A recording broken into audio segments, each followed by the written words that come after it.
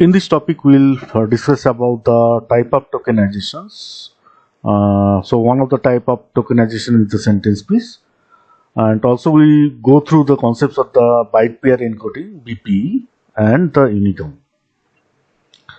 So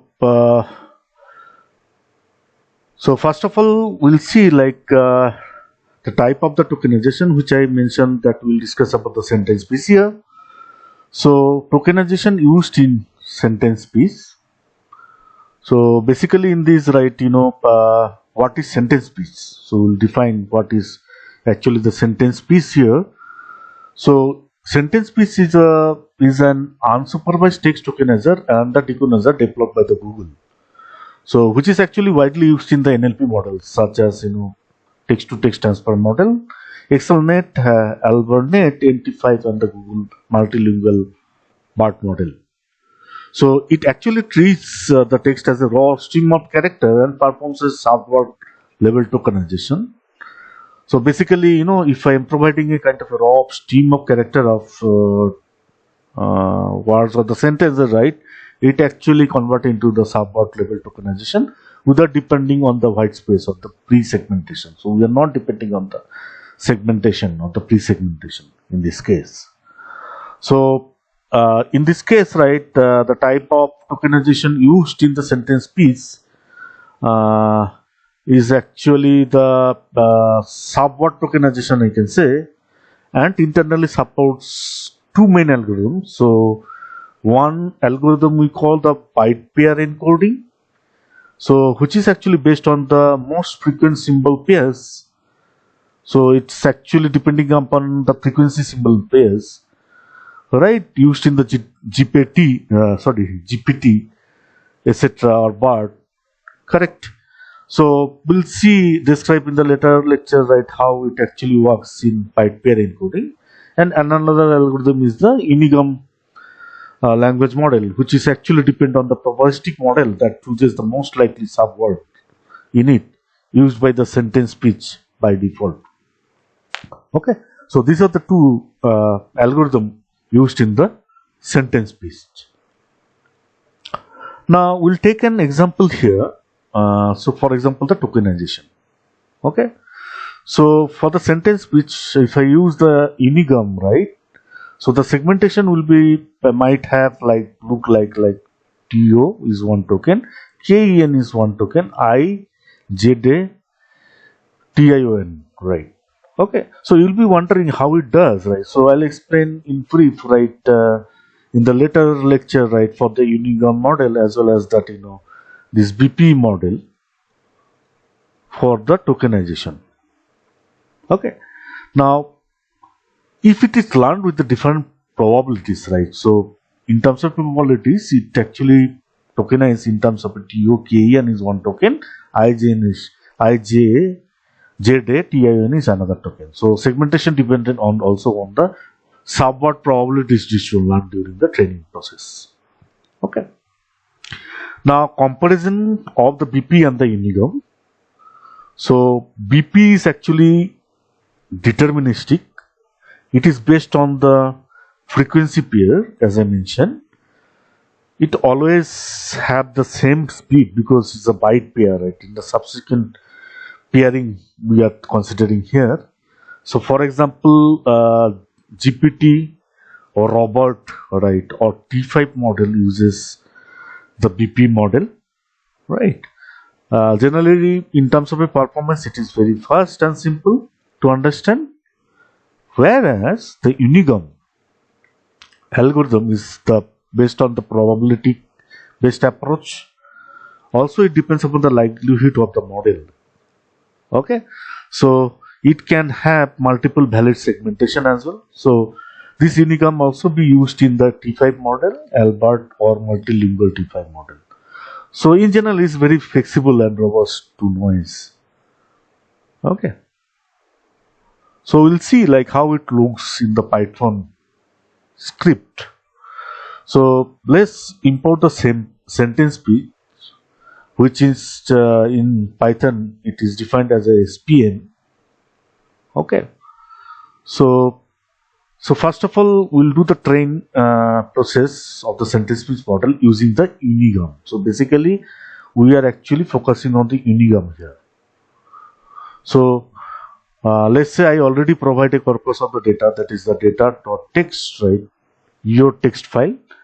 So you have to define the model, right? My model file predefined, vocabulary size I have to given. So generally in this case, I have given, right, 5,000. You can provide as per the requirement, like example, right, 1,000 vocabulary is also fine, right? So model I am using here is the Unigram here. So while loading the training model, right, I will define like spm.sentencepiece processor, right, and then I load the model for the sentence piece. So after that, to encode the text in both tokens and token IDs. So I have given a text like I love tokenization. So the encoding process in the Unigram will text like this, right? And display, I can display the prints what I want. Let's say I want to display, right, the input text, right, then the tokens, right, and the token IDs. So generally in Unigram, the output. So output is like that, I love tokenization is already given, right? You have already given a text, right?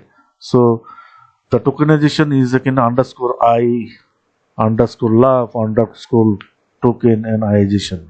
So this is how I can define the tokens, right? So if you see like underscore, that is the starting of any character or letter. Okay, so love is a starting underscore. Tokenization, so by this you can able to understand is the starting of the a word. Okay, so for irrespective of this, I will get the token IDs. So this I'll explain in BP while I am explaining in more details the BP. It will be very easily understood how token IDs are generated. So I can also do the decoding text, right? So decoding is nothing but reconstructing the original text out of it, because this is the encoding process. Okay, so after decoding process, right, so I'll get the final output like I love tokenizations. So this is how I also get the token IDs from here. Get the token IDs and check the vocabulary size as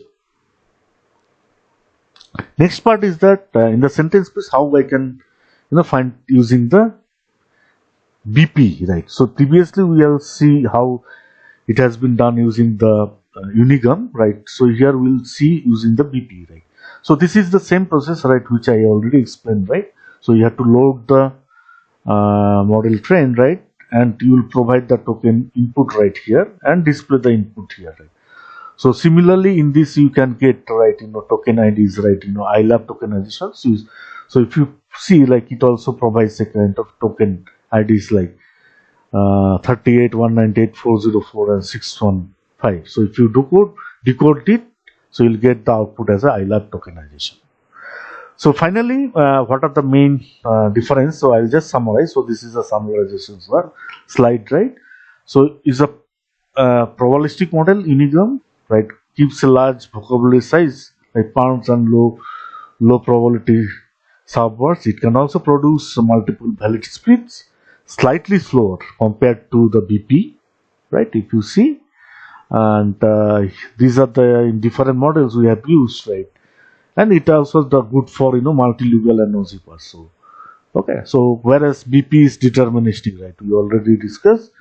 So always one deterministic please, and faster GPT-2 we can use, right, predictable encoding in a large corpus, right. Okay, so if you see like how it actually goes in the architecture design, so this is the input you are providing, right? This is an example. So it is taking as a tokens, right? This is an example. With respect to that, it forms a token IDs. Okay, then you pass to a kind of a LLM transformer model, right? Next is the pre-processing unit, and you will get a output based upon the requirement. Let's say, for example, you are providing the text summarization, so it will provide the output as a text summarization. Okay, so this is nothing but the similar things which I have shown here.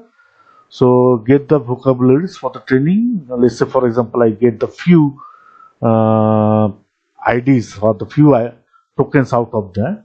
So if you see here, certain token number or IDs are already provided. So these are the IDs.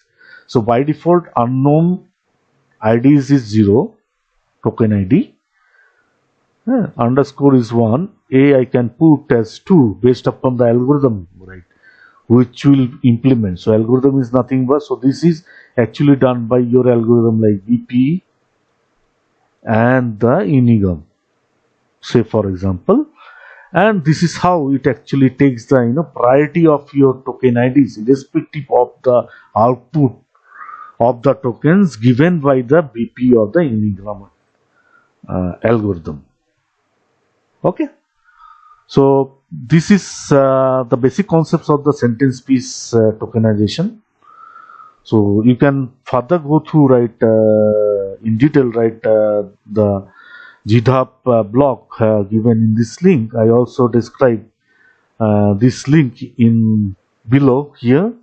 And finally, thank you to everyone for watching this video, and please subscribe this video. Thank you.